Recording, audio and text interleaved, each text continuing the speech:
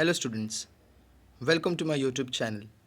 आज के इस वीडियो में हम 12th स्टैंडर्ड महाराष्ट्र बोर्ड का सेकंड पोएम देखेंगे जिसका टाइटल है इंडियन वीवर्स।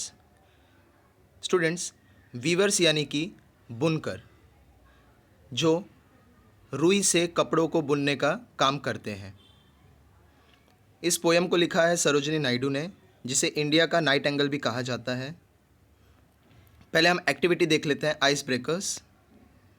फर्स्ट एक्टिविटी है artisans are also called craftsman. They are creator of diverse goods and use their hands to create unique and functional and also decorative items using traditional technique. Now complete the web given below. So यहाँ पर हमें बताना है अलग अलग type के artisan यानी कि कलाकार कौन होते हैं, और कोई साधारण कलाकार नहीं, ऐसे कलाकार जो साधारण चीज़ों को लेकर उसे बहुत ही अनोखा, फंक्शनल और डेकोरेटिव बना देते हैं, वो भी बिना किसी मशीन, बिना किसी ट्रेडिशनल इक्विपमेंट्स को बिना किसी मॉडर्न इक्विपमेंट्स को यूज़ करके। इसका सोल्यूशन देखते हैं। पहला है गोल्डस्मिथ यानी कि सोनार, दूसरा है वीवर यानी कि बुनकर, तीसरा है पॉटर यानी कि जो मटके बनाते हैं, मिट्टी के बर्तन बनाते हैं, मिट्टी से घड़ा वगैरह बनाते हैं, ब्लैकस्मिथ यानी कि लोहार, बास्केट मेकर जो बांस के लकड़ी का, बांस के टहनियों को यूज़ करके बास्केट बनाते हैं या अलग अलग चीज़ों को, पत्तों को यूज़ करके बास्केट बनाते हैं जिसमें हम अपने रोज़मर्रा की चीज़ों को रख सकें, कारपेंटर यानी कि जो फर्नीचर बनाते हैं, लकड़ी का काम करते हैं, मेंशन यानी कि जो मिस्त्री होता है, जो ईंट को, मिट्टी को यूज़ करके घर बनाता है, और स्कल्प्टर यानी कि जो आकृति बनाता है। सेकेंड एक्टिविटी बोलता है discuss with your partner the season and occasion when we need. So यहाँ पर कुछ कपड़ों के टाइप्स बताए हैं, कुछ कपड़ों के नाम बताए हैं और उन कपड़ों को हम कब और कहाँ पहनते हैं। जैसे एक आपके बुक में ऑलरेडी दिया हुआ है, वुलन क्लोथ्स यानी कि ऊनी कपड़े हम मोस्टली ठंडी में ही पहनते हैं। कैजुअल कपड़े जब हम घर पर होते हैं तब पहनते हैं।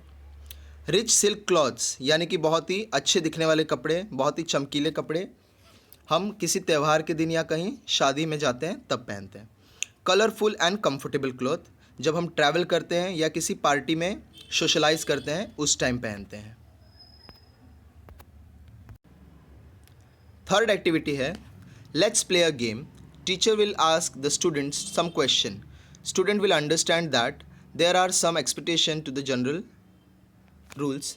Let's start. सो यहाँ पर आपको नाउन बताना है, जैसे कि one who weaves is a weaver, one who play game is a sports person, one who sings यानी कि जो गाता है वो कौन होता है, सिंगर होता है, गीतकार होता है। वन हु डांस, जो डांस करता है उसे हम डांसर कहते हैं। वन हु टीचेस यानी कि जो पढ़ाता है उसे टीचर कहते हैं। And one who cooks is a cook और chef. Now in this fourth activity you might have seen the picture of Gandhi ji spinning a charkha. आप सबने देखा होगा गांधी जी का फोटो इतिहास की किताब में, उसमें आपने अक्सर देखा होगा गांधी जी एक चरखे के साथ दिखाई देते हैं। क्या रीज़न लगता है आपको कि वो चरखे का अर्थ क्या है?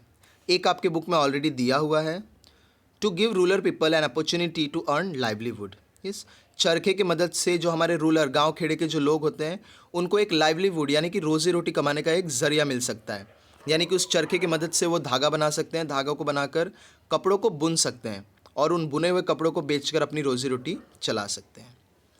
दूसरा रीज़न ये है friends, to give a message to wear handspun clothes यानी कि हाथ से बने हुए कपड़ों को पहनना, यानी कि खादी के कपड़ों को पहनना। To convey the message of simple living यानी साधारण जीवन जीने का एक मैसेज मिलता है उससे। And to be self reliant, अगर हम खुद के कपड़े खुद बनाएंगे तो हम किसी मशीन पर या किसी कंपनी के ऊपर डिपेंड नहीं रहेंगे, हम सेल्फ रिलायंट रहेंगे, हम अपने खुद के कपड़े खुद बना सकते हैं। Late us see the fifth activity. The fifth activity says that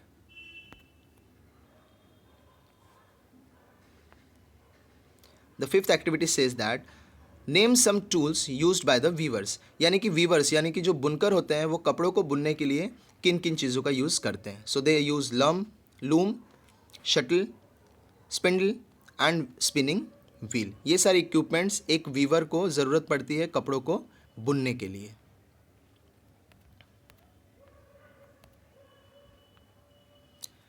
name some types of yarns used by the weaver, यानी अलग अलग तरीके के यान या अलग अलग तरीके के धागे कौन से होते हैं जो वीवर्स यूज़ करते हैं। तो पहला होता है लैनिन, कॉटन, जूट एंड सिल्क। आप इस टाइप के कपड़े भी पहनते होंगे, तो ये नाम आपको बहुत ही फेमिलियर होगा। Now let us see the poem.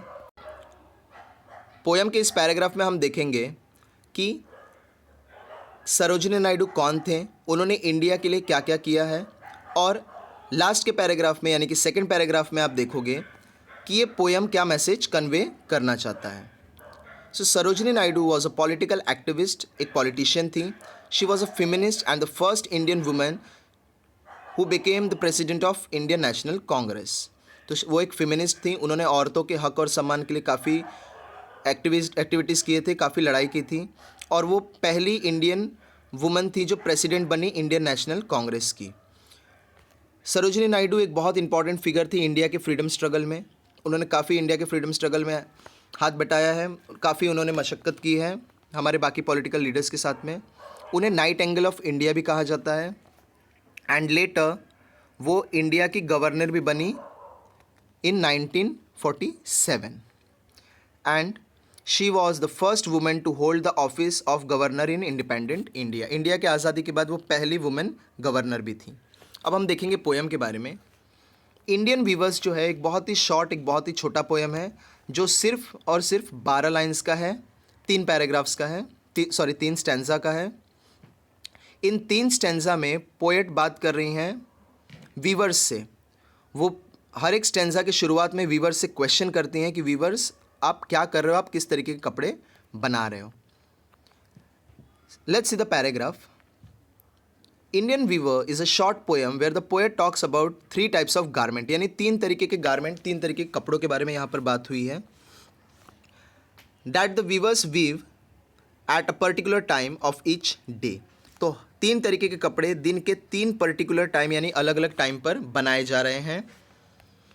Each stanza of the poem represents 3 important events of human life।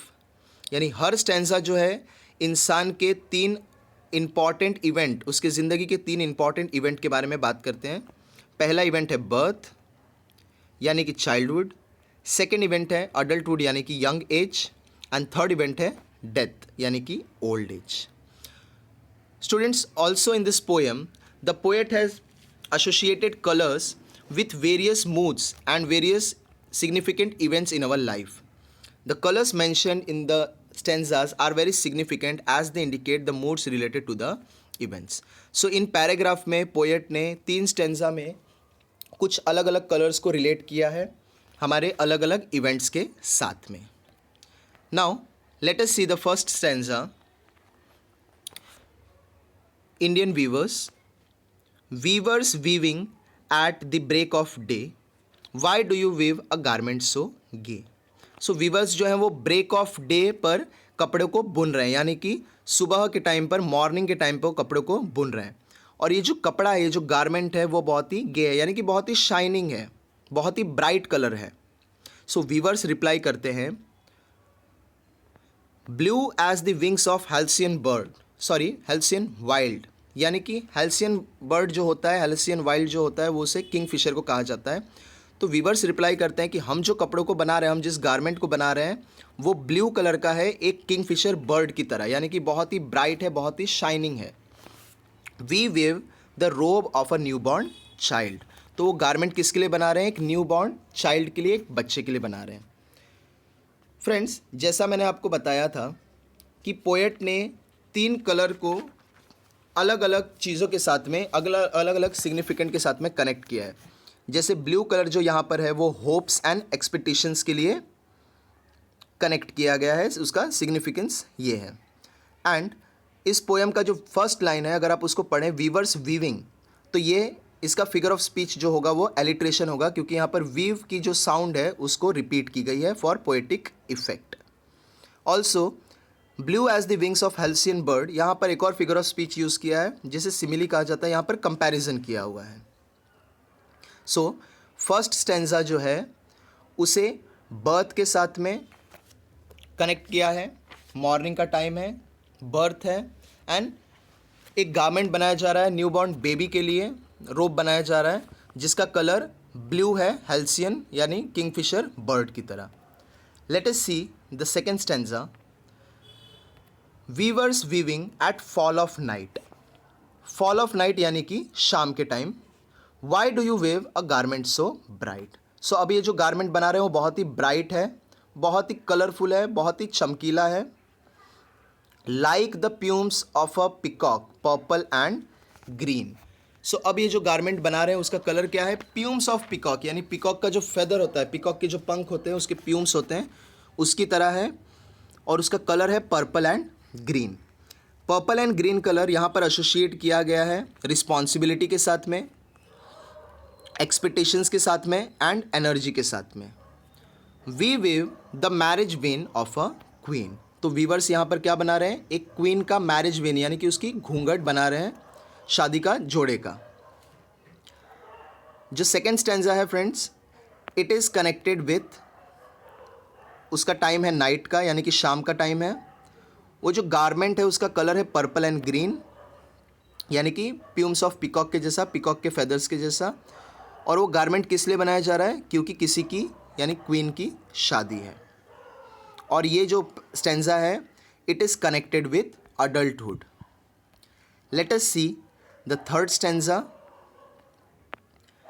Viewers weaving solemn and still.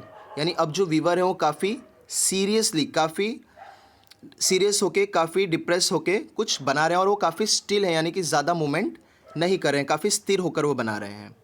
Y do you weave in the moon night chill. Moon night chill यानी यहाँ पर refer किया जा रहा है आधी रात को। वाइट एज द फेदर यानी कि वो जो गारमेंट बना रहे हैं वीवर्स उसका कलर है वाइट कलर, एक फेदर के एक पंख की तरह, and white as a cloud यानी कि बादलों की तरह वो सफ़ेद है। वीवर्स रिप्लाई करते हैं, we weave a dead man's funeral shroud. यानी वीवर्स अब रात के समय पर मून नाइट चिल में एक डेड मैन का फ्यूनरल श्राउड यानी कि कफन बना रहे हैं। सो हमारा जो थर्ड स्टैंजा है फ्रेंड्स वो मून नाइट चिल में यानी कि रात के समय पर हो रहा है। उसका कलर जो है वो वाइट कलर है। वाइट कलर यहाँ पर रिफ़र किया है पीस और विजडम को दिखाने के लिए। एंड रात के टाइम पर सफ़ेद कलर का जो गारमेंट बन रहा है वो किस लिए बन रहा है, क्योंकि किसी की डेथ हो गई है, उसका फ्यूनरल श्राउड बन रहा है यानी कि उसकी कफन को बनाया जा रहा है। As you can see there is a table. इस टेबल की मदद से हम इन स्टैंजास को और इजीली समझने की कोशिश करेंगे। फर्स्ट जो हमारा स्टैंजा है वो है अर्ली मॉर्निंग का यानी कि सुबह का टाइम का, जिसके लिए वर्ड यूज़ किया है ब्रेक ऑफ डे। और इस टाइम पर क्या हो रहा है, वीवर्स एक न्यूबॉर्न चाइल्ड के लिए ब्लू कलर का गारमेंट बना रहे हैं। सेकेंड जो स्टैंजा है वो हो रहा है लेट इवनिंग में यानी कि शाम के टाइम पर, और उसके लिए कौन सा वर्ड यूज़ किया है, फॉल ऑफ नाइट। और वीवर्स इस टाइम क्या बना रहे हैं, एक क्वीन का मैरिज वेन यानी कि उसकी शादी की घूंघट बनाई जा रही है। एंड थर्ड जो स्टैंजा है वो हो रहा है नाइट टाइम पर, उसको दिखाने के लिए मून नाइट चिल वर्ड का यूज़ किया है। और इस टाइम वीवर्स बना रहे हैं एक डेड मैन का फ्यूनरल श्राउड यानी कि किसी की डेथ हो गई है उसके लिए कफन बनाया जा रहा है। Let us see after this another question. अब इस क्वेश्चन में हम देखेंगे इस टेबल में कि कैसे अलग अलग कलर्स को अलग अलग स्टेंजा में कनेक्ट किया गया है। जैसे आप देखेंगे जो हमारा फर्स्ट स्टेंजा है जहाँ पर एक न्यूबॉर्न बेबी के लिए रोब बनाया जा रहा है, उसमें कलर यूज़ किया है ब्लू, जिसको हम कनेक्ट करते हैं होप्स एंड एक्सपेक्टेशंस के साथ में। सेकेंड स्टेंजा यूथ या फिर अडल्टहुड के साथ कनेक्टेड है, जिसके लिए कलर यूज़ किया है पर्पल एंड ग्रीन यानी कि प्यूम्स ऑफ पिकॉक की तरह। एंड इस कलर को यूज़ किया है ये दिखाने के लिए expectation, responsibility, romance and energy जो अडल्टहुड में होता है। थर्ड स्टैंजा में बताया गया है ओल्ड एज के बारे में। कलर उसमें गारमेंट का कलर बताया है वाइट, एंड वाइट कलर जो होता है वो रिफ़र करता है पीस एंड विजडम को। Friends, I hope you understood the explanation. अगर आपको ये एक्सप्लेनेशन पसंद आया हो तो प्लीज़ लाइक करिए, चैनल को सब्सक्राइब करिए ताकि मैं ऐसे ही वीडियोज़ आपके लिए बनाकर अपलोड करता रहूँ। एंड प्लीज़ चैनल को सब्सक्राइब करना ना भूलिए। Thank you. जय हिंद।